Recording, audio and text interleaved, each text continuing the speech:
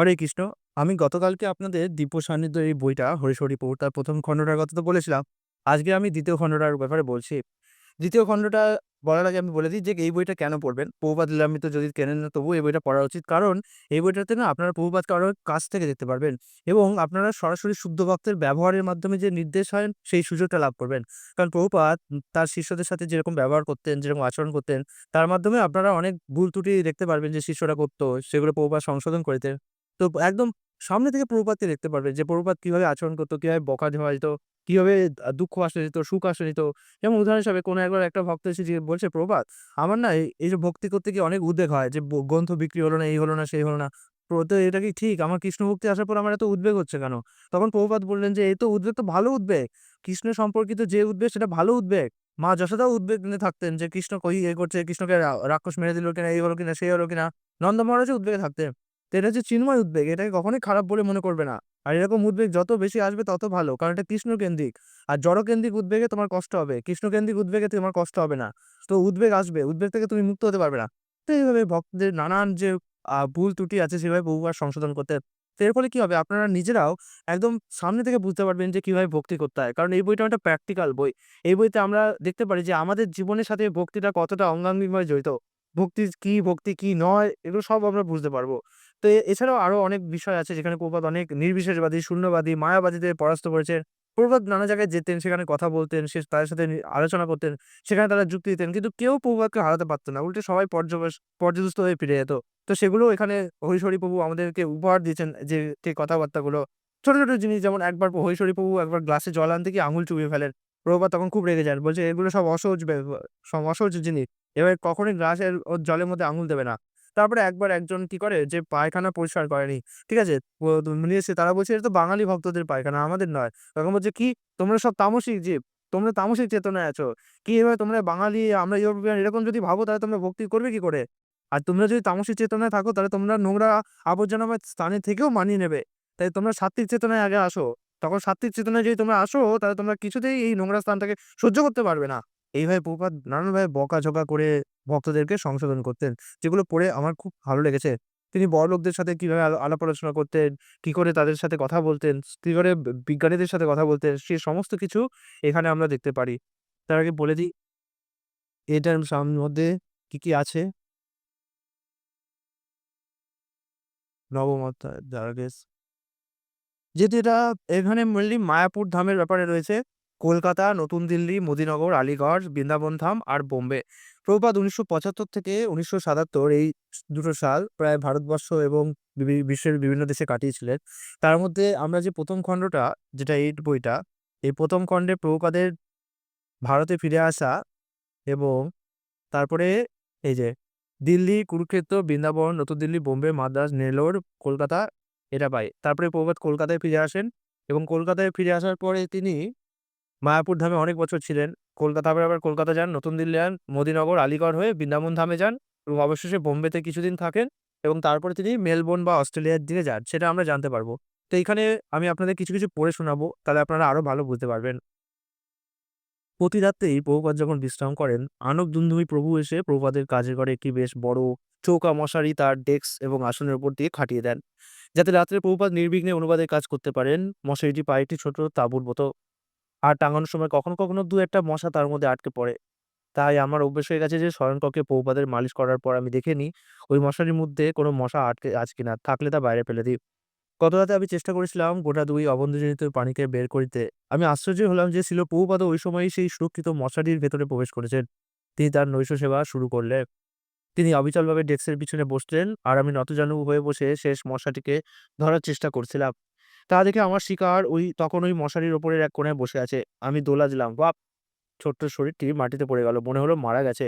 আমি ওকে মেরে ফেলে খুব সুখী হতে পারলাম না। কিন্তু কি করা যাবে? বের করে দিতে না পারলে ও রাতভর ছিল প্রভুপাতকে কামড়াবে। তার অনুবাদের কাজে বিঘ্ন ঘটাবে। আবার ম্যালেরিয়াও ঘটাতে পারে।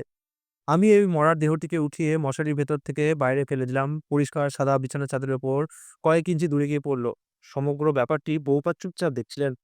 আমরা দুজনেই দেখছি ও একটু নড়ল, একটু পাখা ঝাপটে উড়ে চলে গেল।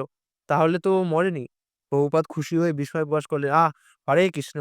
তিনি খুব খুশি হলেন যে বদ্ধ প্রাণীটিকে আমি কেবল স্তব্ধ করে দিয়েছিলাম।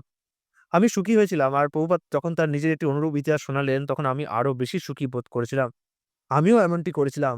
মানে প্রভুপাদ বলছেন, একটি মশা ভিনভিন করছিল, খুবই বিরক্তিকর। আর আমি ওকে এক থাপ্পড় মেরেছি আর ও পড়ে গেছে। তার মুখখানা তখন অনুকম্পা আর অনুশোচনায় কোমল হয়ে গিয়েছে। আমার তো খুব দুঃখ হলো। আমি নিরীহ প্রাণীটিকে মেরে ফেললাম। কিন্তু হঠাৎই ও উঠে উড়ে গেল। তখন আমি খুব খুশি হলাম। ছিল প্রভুপাদ যে কৃপালু এবং প্রতিটি জীবের জন্য, এমনকি যারা আগ্রাসী তাদের জন্যও ভাবেন, এ সম্বন্ধে তার স্মৃতিচারণ আমাকে আর তাকে একটু জানার সুযোগ করে দিল। আমি যে একটি মশার কাছে অপরাধ করা থেকে বেঁচে গেলাম, তার জন্য আমি খুশি হলাম। আর ছিল প্রভুপাদের নিকট মুহূর্তের জন্য স্বীকারোক্তি করতে পারলাম। তাও ছিল আমার জন্য সুখের বিষয়। এবার অনেকে ভাবে যে যদি আমরা মশাকে না মারি, মশা তো আমাদের কামড়াবে, রক্ত পাবে। হ্যাঁ, এটা ঠিক যে প্রকৃতির নিয়মে মশা, মাছি এগুলো আমাদের রক্ত খায়, আমাদের রোগ বীজাণু ছড়ায়। এগুলো প্রকৃতিই বলেছে। তার জন্য এদের অপরাধ হয় না। যে যখন আমরা মশা, মাছি হত্যা করি, হ্যাঁ, অপরাধ লাগে, অবশ্যই লাগে। এর জন্যই শাস্ত্রে বলা হয়েছে, যখন আমরা কোনো মশা, মাছি হত্যা করি, তাদেরকে তাদের হত্যা করার কারণে আমাদের এমন একটা নরকে যেতে হয়, যেখানে এইসব প্রাণীগুলো এই বড় আকৃতি হিসাবে আমাদেরকে এসে আঘাত করে। তো এর জন্য কি করতে হবে? অবশ্যই আপনারা যদি সাত্ত্বিক জীবনযাপন করেন, বাড়ির চারপাশ পরিষ্কার পরিচ্ছন্ন রাখেন, ঘরদোর পরিষ্কার পরিচ্ছন্ন রাখেন, দুর্গন্ধময় না রাখেন, প্রতিনিয়ত স্নান করেন, তারপরে ঘরে যদি ধূপ-ধুনো দেন, এগুলো করলে ঘরে দেখবেন আস্তে, আস্তে মশার আতঙ্ক অনেক কমে গেছে। তাছাড়া ভগবানের সেবা করতে গেলে ২-১ টা হয়তো মশা মরে যেতে পারে। কিন্তু ভগবান দেখেন যে আপনি এটা ইচ্ছা করে করছেন নাকি অনিচ্ছাকৃত করছেন। সেইভাবে তিনি ক্ষমা করে দেন।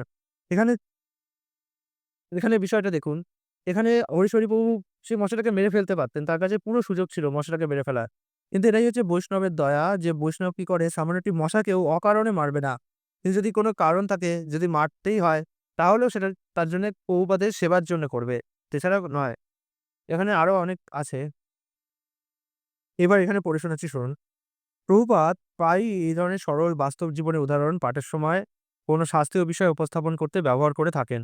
আজ সকালের পাঠে তিনি তার বক্তব্যের মধ্যে আমার আর পিঁপড়ের প্রসঙ্গ উল্লেখ করলে আমি সম্মানিত বোধ করেছিলাম। শ্লোকটিতে প্রহ্লাদ মহারাজ স্পষ্টভাবে উল্লেখ করেছে যে আমাদের কোনো জাগতিক যোগ্যতার দ্বারা ভগবান প্রভাবিত হন না।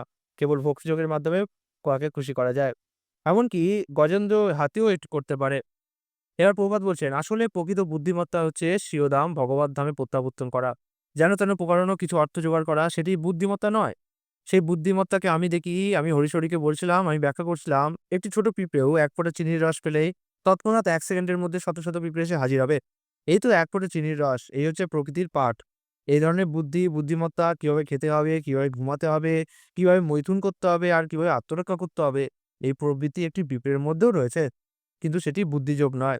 প্রকৃত বুদ্ধিযোগ হচ্ছে কিভাবে ভগবানের ভক্তিযোগে নিয়োজিত হতে পারবো, কিভাবে কৃষ্ণের ১ম শ্রেণীর ভক্ত হব, তাকেই বলে বুদ্ধিযোগ।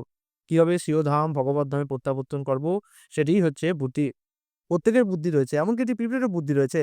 সময়, সময় আমরা নিরীক্ষণ করে থাকি চড়ুই পাখিটিরও বুদ্ধি রয়েছে। কিন্তু যথার্থ বুদ্ধিমত্তা হচ্ছে সেখানে, যেখানে কেউ পরম সত্যের অনুসন্ধান করে। উপসংহারে প্রভুপাদ ব্যাখ্যা করলেন যে ভগবানকে পেতে জড় সাফল্য এবং ঐশ্বর্য প্রয়োজন হয় না। কেবল গুরু এবং কৃষ্ণের কৃপা প্রয়োজন। দেখি আর কি, কি আছে। সন্ধ্যাবেলায় অধিক থেকে অধিকতর সংখ্যায় দর্শনার্থীরা আসছেন, তাই তাদেরকে সুবিধা করে দেওয়ার জন্য প্রভুপাদ একটি পদ্ধতি উদ্ভাবন করেছেন। অধিকাংশ অতিথি সরল গ্রামবাসী, ওরা এসে প্রভুপাদের কক্ষে বসে কেবল তার প্রতি চেয়ে থাকে। তাই প্রভুপাদ আমাদের বললেন দরজায় দাঁড়িয়ে মিষ্টি বিতরণ করতে। অতিথিদেরকে সরাসরি ভেতরে আসার জন্য জিজ্ঞাসা করতে হবে না। আবার তাদের দর্শনে বঞ্চিত করাও যাবে না। পরে যদি তার কক্ষে প্রবেশ করতে চায়, তাহলে তাদেরকে সাদরে বারান্দায় বসতে দেওয়া হবে। সেখানে তাদেরকে বসা আসনের প্রসাদ দেওয়া হবে। তারপর ওদেরকে একটি ফর্ম পূরণ করতে বলা হবে। তাদের নাম আর ব্যবসা উল্লেখ করতে হবে। তারপর প্রভুপাদ তাদেরকে ডাকবেন। তিনি বললেন, এই হচ্ছে রক্ষণোপায় ছাড়াই সংরক্ষণ করা। ঠিক আছে? আরেকটু পড়ে শোনাই। এখানে দেখুন প্রভুপাদ বলছেন, আগে ছিল জাতিসংঘ, কোথায় গেল, কোথায় গেল? হ্যাঁ, আগে ছিল জাতিসংঘ আর তারপরেই যুদ্ধ হলো। ওরা পুনরায় বড় পরিকল্পনা করেছিল, কিন্তু প্রতি ২০ বছর মতো যেতেই না যেতেই আরেকটি ব্যাপক ও বিধ্বংসী যুদ্ধ, বিশেষত ইউরোপে। তিনি বললেন যে ওরা কেবলই অসুর, আর আমাদের উদ্দেশ্য হচ্ছে ওদেরকে রক্ষা করা। ওদেরকে আসরিক কার্যকলাপ ত্যাগ করতে হবে, ওদেরকে কৃষ্ণভক্তি গ্রহণ করতে হবে, তবেই ওরা রক্ষা পাবে। তাই আমরা সবেমাত্র প্রকৃত সভ্যতা উপস্থাপন করতে শুরু করেছি। বাস্তবে বর্তমান সময়ে কোনো সভ্যতাই নেই। ওরা কেবলই বেড়াল কুকুরের মতো একে অপরের সঙ্গে মারামারি করছে। সভ্যতা নেই, নাস্তিক, অসুর, ওরাই আধিপত্য বিস্তার করছে। আর ওদের গগনচুম্বী অট্টালিকা আর অনেক মোটর গাড়ি যেহেতু রয়েছে, ভারত এখন তারই শিকার হচ্ছে। এই মোটর গাড়ি আর গগনচুম্বী অট্টালিকা ছাড়া আমরা নিন্দিত হচ্ছি। ওরা চেষ্টা করছে অনুকরণ করতে। ওরা নিজেদের সংস্কৃতি ভুলে গেছে, যেটি হচ্ছে শ্রেষ্ঠ সংস্কৃতি, বৈদিক সংস্কৃতি। এটিই ১ম বার যখন আমরা বৈদিক সংস্কৃতি দিয়ে আসরিক সংস্কৃতির উপর বিজয় প্রাপ্ত করতে চেষ্টা করছি। এটাই ১ম বার। তাই তোমরা যে এই আন্দোলনে যোগদান করেছ, সেটি বড়ই আনন্দের বিষয়। ঠিক আছে? এখানে চাবন মুনির কথা আছে। আমরা এখানে দেখতে পাবো প্রভুপাদের কিছু, কিছু ভক্ত আছে যারা মূল সম্প্রদায় থেকে চলে গিয়েছিলেন। তাদের কথাও আছে যে তারা কিভাবে ভুল করছিলেন। প্রভুপাদ তাদেরকেও বললেন, তাদেরকে কিছুটা সমালোচনা করেছেন যে এরা ঠিক করছে না। ঠিক আছে? এরকমভাবে অনেক, অনেক ভক্তের বিষয় আছে। বিশেষত হরিশরি প্রভু চেষ্টা করেছেন এখানে নাম মানে না লুকিয়ে একদম সরাসরি বলে দিতে। যে প্রভুপাদ যে রামকৃষ্ণদেবের কিংবা স্বামী বিবেকানন্দের মতবাদের সমালোচনা করেছেন সেটাও তিনি উল্লেখ করেছেন। মানে প্রভুপাদ যেমন তেমন ছিলেন সেরকমভাবেই পুরো হরিশরি প্রভু উল্লেখ করেছেন। কে খারাপ লাগবে, কার মন খারাপ হবে, কার কোন দিকে আচরণ একটু খারাপ হয়ে যাবে এইসব তিনি ভাবেননি। যা, যা ঘটেছিল তিনি একদম পুরো পরিষ্কারভাবে উল্লেখ করেছেন। এতে কি হয়েছে? পড়তে গিয়ে আমাদের অনেক বিষয়ের উপরই আমার দৃষ্টিশক্তি বেশ স্বচ্ছ হয়েছে। যদি নাম না করে রাগ-ডাক ডেকে একটু করা হয় তাহলে কি হয় অনেক সময় বুঝতে একটু অসুবিধা হয় যে কার কথা বলা হচ্ছে। ঠিক আছে? দেখি আর কোন বিষয় পাই কিনা। এখানে একটা আছে। এখানে রাধারানীর কথা তিনি বলছেন। এই হচ্ছে শুদ্ধ সেবা। তারা কৃষ্ণ আর রাধারানী থেকে সেবা নেয়ার চেষ্টা করছেন। মানে যারা বলছে যে ভগবান আমাকে এটা দাও, ওটা দাও তাদের কথা বলছে। আর আর শুদ্ধ সরি আমি একটু ভুল করেছি। এই হচ্ছে শুদ্ধ সেবা। তারা কৃষ্ণ আর রাধারানী থেকে সেবা নেওয়া এড়িয়ে চলতে চেষ্টা করছেন। আর কৃষ্ণ এবং রাধারানী ভক্তদের সেবা করার জন্য সুযোগ খুঁজছেন। এই হচ্ছে কৃষ্ণ এবং ভক্তদের মধ্যে প্রতিযোগিতা। ভক্তরা চাইছে আমি কি করে সেবা করব কিন্তু সেবা নেব না। আর রাধারানী চাইছে আমি কি করে সেবা করব কিন্তু সেবা নেব না। এইভাবে দুজনের মধ্যে একটা চিন্ময় প্রতিযোগিতা সবসময় চলে। কিন্তু এর মধ্যে কেউ কখনো কেউ জেতে না। সবসময় চিন্ময় প্রতিযোগিতা বেড়েই চলে। এটাই হচ্ছে মজাদার ব্যাপার। যা আপনারা পরে বুঝতে পারবেন আরো। ঠিক আছে? এখানে আরো কিছু বলছে। এখানে বলছে অনুরূপভাবে রূপ এবং সনাতন গোস্বামীর মধ্যে একবার আদান-প্রদান হয়েছিল। তার মাধ্যমে প্রভুপাদ আরো সুন্দরভাবে যথার্থ ভক্তিভাব প্রদর্শন করলেন। রূপ গোস্বামী এবং সনাতন গোস্বামীর আরেকটি বর্ণনা রয়েছে। তারা এই বৃন্দাবনে বাস করছিলেন। সনাতন গোস্বামী ছিলেন বড় দাদা আর রূপ গোস্বামী ছোট ভাই। তারা গাছতলায় থাকতেন, কোনো সংস্থান তাদের ছিল না। রূপ গোস্বামী ভাবছিলেন যে কিছু উপকরণ পেলে আমি কিছু রান্না করে আমার গুরু সনাতন গোস্বামীকে নিমন্ত্রণ করতাম। তাই তার অল্পক্ষণ পরেই একটি সুন্দরী কন্যা প্রচুর পরিমাণে চাল, ডাল, ঘি আরো অনেক কিছু তাকে উপহার দিলেন। মেয়েটি এসে তা গোস্বামীকে অর্পণ করলেন। "বাবা এই সামগ্রীগুলো গ্রহণ করুন। আমাদের বাড়িতে আজ উৎসব হচ্ছে তাই মা পাঠিয়েছেন। আপনি এগুলো নিন।" তিনি তো খুব খুশি হলেন। রূপ গোস্বামী খুব খুশি হলেন। আমি ভাবছিলাম আমি যদি কিছু ভালো, ভালো জিনিস পেতাম আমি রান্না করে সনাতন গোস্বামীকে নিমন্ত্রণ করতাম। তাই ওইসব জিনিস পেয়ে অত্যন্ত খুশি হয়ে সনাতন গোস্বামীকে নিমন্ত্রণ করে অনেক ভালো, ভালো খাদ্যদ্রব্য প্রস্তুত করে বিগ্রহকে নিবেদন করলেন। তারপর সনাতন গোস্বামীকে প্রসাদ পরিবেশন করলেন। সনাতন গোস্বামী তো ভীষণ খুশি হয়ে জিজ্ঞাসা করলেন, "রূপ গোস্বামী, এসব ভালো, ভালো জিনিস তুমি কোথা থেকে পেলে? তুমি এই জঙ্গলের মধ্যে কিভাবে পেলে জিনিসগুলি?" তখন বলল রূপ গোস্বামী, "বড়দা, আমি সকালে আজ এমনটা ভাবছিলাম, ইতিমধ্যে একটা খুব সুন্দরী মেয়ে এসে সমস্ত কিছু দিয়ে গেল। তাই আমি" "সে কি? বনের মধ্যে সুন্দরী মেয়ে? কেমন দেখতে মেয়েটি?" "ও সে ছিল খুব সুন্দরী।" তখন সনাতন গোস্বামী বলছে, "ও রাধারানী?" তিনি খুব দুঃখ পেলেন। "তুমি রাধারানীর নিকট থেকে সেবা নিয়েছ? তুমি মস্ত বড় ভুল করেছ। আমরা চেষ্টা করছি রাধারানীর সেবা করতে, আর তুমি রাধারানীর নিকট থেকে সেবা নিয়েছ?" তখন তিনি তাকে ভর্ৎসনা করলেন। এইভাবে প্রভুপাদ নানাভাবে গল্প, নানাভাবে স্টোরি এভাবে বলার চেষ্টা করতেন। নিজের জীবনের কাহিনী বলতেন, নিজের ছোট, ছোট উদাহরণ দিতেন, হিতোপদেশের গল্প বলতেন যাতে ভক্তরা বুঝতে পারে যে তারা কোথায় ভুল করছে, তারা কোনটাকে ভক্তি ভাবছে, কোনটাকে ভক্তি ভাবছে না। সাধারণত অনেক সময় ভক্ত ভাবে যে আমি যদি ভক্ত হয়ে গেছি তাহলে আমাকে কিছু এটা পাওয়া উচিত, এটা পাওয়া উচিত। আমার শরীর ভালো থাকা উচিত, আমার টাকা-পয়সা পাওয়া উচিত, আমার এই পাওয়া উচিত, সেই পাওয়া উচিত। কিন্তু এটা শুদ্ধ ভক্তি না। এই যে পাওয়ার চিন্তা এটা তো ভগবানের সেবা করার মনোভাব না। হ্যাঁ, অনেক সময় ভক্ত সেবা করার জন্য ভগবানের কাছে চাইতেই পারে। ঠিক আছে? যেমন রূপ গোস্বামী চেয়েছিলেন যে বৈষ্ণব সেবা করব। কিন্তু তাতেও সনাতন গোস্বামী তাকে ভর্ৎসনা করলেন যে, "তুমি রাধা রানী থেকে সেবা নিতে পারো না এভাবে।" ঠিক আছে? যদিও রূপ গোস্বামী নিজে রাধারানীর থেকে সেবা নেননি, তিনি শুধু মনে, মনে প্রার্থনা করেছিলেন। ঠিক আছে? এখানে প্রভুপাদ ব্যাখ্যা করে দিয়েছেন যে, সবসময় আমরা চেষ্টা করছি রাধারানীকে আর কৃষ্ণকে সেবা করতে, আর রাধারানী কৃষ্ণ সুযোগ খুঁজছে যে কি করে আমরা একে সেবা করব। এভাবে একটা চিন্ময় প্রতিযোগিতা সবসময় থাকে। যদি কোন ব্যক্তি মন থেকে চায় যে আমি কৃষ্ণের সেবা করব, তাহলে কৃষ্ণ তাকে ঠিক উপায় করে দেয়। এটা আমি নিজেও অনেকবার টের পেয়েছি। ঠিক আছে? এভাবে ছোট, ছোট গল্প, ছোট, ছোট স্টোরি, অনেক স্বাস্থ্য, অনেক আ সা প্র্যাকটিক্যাল উদাহরণ দিয়ে প্রভুপাদ আমাদেরকে বোঝানোর চেষ্টা করেছেন যে কিভাবে আমাদের ভক্তি করা উচিত আর কিভাবে করা উচিত নয়। তার জন্য বলব ৳২৫০ অবশ্যই খরচ করুন। মায়াপুর যাবেন, খেয়ে-দেয়ে ঘুরে আসবেন। যা কদিন স্থায়ী হবে, একটা বই কিনে আনুন। বই কিনে আনলে তার যে গ্রন্থে অমূল্য জ্ঞান আছে, সেটা আপনার জীবনকে অনেক, অনেক টাকা খরচ হওয়া থেকে বাঁচিয়ে দেবে। যেমন আমার উদাহরণ দিচ্ছি, এই বইগুলো পড়ার আগে আমি খুব লোভী প্রকৃতির মানুষ ছিলাম। এটা ওটা কিনবো, এটা আমার সবসময় চাইতাম এটা কিনবো, সেটা কিনবো। মনে তৃপ্তি ছিল না, শান্তি ছিল না। কিন্তু যখন থেকে পড়েছি তখন থেকে বুঝতে পেরেছি যে এই সম্পত্তি সব কৃষ্ণের। আমার এগুলো কৃষ্ণের সেবায় লাগানো উচিত। তারপর থেকে আমি অনেক বেশি শান্তি পেয়েছি। অনেক বেশি নিশ্চিন্ত বোধ করি। উদ্বেগ থাকে কৃষ্ণ সেবার জন্য যেটুকু উদ্বেগ লাগার যে আজকে হয়তো ভিডিও আসতে পারল না, আজকে হয়তো ভিডিও বানাতে পারলাম না, এই হতে পারল না, সে হতে পারল না কিংবা বাড়িতে বিগ্রহ সেবা ভালো মতো হচ্ছে না। এরকম উদ্বেগ থাকে। কিন্তু এগুলোকে বলা হয়েছে চিন্ময় উদ্বেগ এবং কৃষ্ণের জন্য উদ্বেগ থাকা ভালো। কারণ মাতা যশোদা, নন্দরাজ তাদেরও উদ্বেগ ছিল যে কৃষ্ণের একটু ক্ষতি হলো না তো? অসুর এসে কৃষ্ণকে মেরে ফেলল না তো? ঠিক আছে? তো এই সমস্ত বইগুলো দেখতে ৳২৫০ কিন্তু এগুলোর ইমপ্যাক্ট যেটা সেটা অনেক, অনেকটা মূল্যবান। এবং তার থেকেও বড় কথা যেটা আমি বলব যে আমি অনেক বেশি মোটিভেশন এর বই পড়েছি। কিন্তু প্রকৃত মোটিভেশন কি সেটাই হচ্ছে জানলাম। এই জড়জগতে থাকাটা প্রকৃত মোটিভেশন না।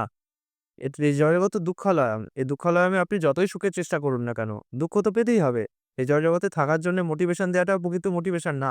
বরঞ্চ এই জড়জগৎ থেকে বেরোনো এবার কিন্তু অথবা এই জড়জগতে থেকেও যে কিভাবে নিষ্ক্রিয়ভাবে থাকতে হয় সেটাই প্রকৃত মোটিভেশন, সেটাই প্রকৃত জ্ঞান। যেটা যবে থেকে আমি এই বইগুলো পড়েছি আমার দর্শন আরো বেশি ক্লিয়ার হয়েছে। তো অবশ্যই মায়াপুরে যান, এই বইটা কিনুন এবং পড়ুন। খুব রস পাবেন। প্রচন্ড রস আছে এই বইটাতে। খুব সুন্দর এই বইটা পড়লে। আমি নিজে বলছি, আমি নিজে টানা পড়ে গেছি অনেকবার করে এবং তার থেকেও বড় কথা যখন আপনারা বই কেনেন সেই বইয়ের অর্ধেক টাকা বই বানানোর জন্যে, গ্রন্থ প্রকাশ করার জন্যে আর অর্ধেক টাকা মন্দিরের সেবার জন্য যায়। অর্থাৎ আপনারা নিজেরা যদি মনে করেন যে ভগবানের সেবায় কি দেবো তার বদলে কিছু পাচ্ছি না, তার থেকে ভালো কথা হচ্ছে একটা বই কিনুন। সেটাও সেবা হিসাবেই কৃষ্ণ কাউন্ট করেন যে, "ও আচ্ছা তুমি তোমার টাকা থেকে ৳২৫০ আমার সেবার জন্য দিয়েছো? খুব ভালো, খুব ভালো।" এভাবেও কৃষ্ণ খুব খুশি হন যে কেউ যদি কিছু দান করে মন্দিরের জন্যে।